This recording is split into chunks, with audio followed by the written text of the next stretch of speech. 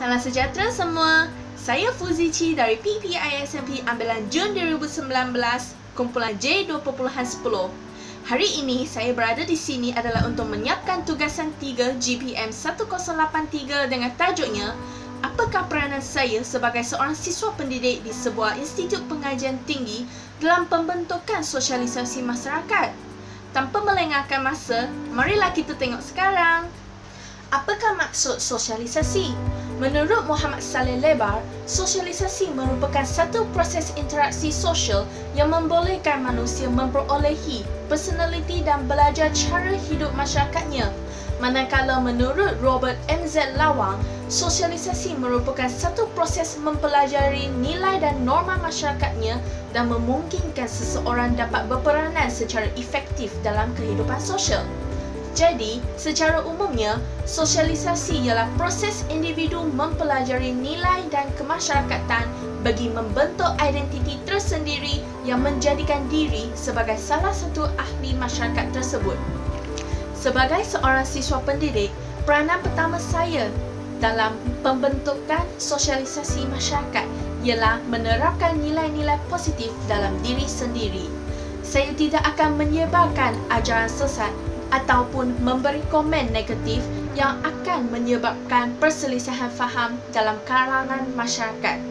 Sebaliknya, saya akan menyemai nilai kemoralan dan kesedaran sivik yang berlandaskan 5 rukun negara. Hal ini kerana nilai-nilai kemasyarakatan adalah sangat penting bagi saya untuk berhidup secara aman dalam kalangan masyarakat yang terdiri daripada pelbagai kaum. Peranan yang kedua, saya berpegang kepada tingkah laku yang sopan dan menjalani kehidupan seharian saya secara baik.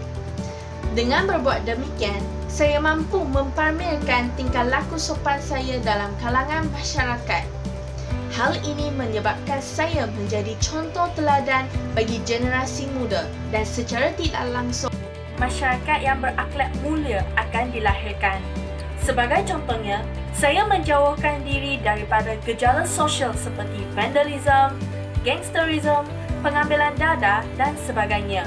Sebaliknya, sebagai seorang siswa pendidik, saya akan lebih mengutamakan dan lebih mementingkan pencapaian sahsia dan akademik saya.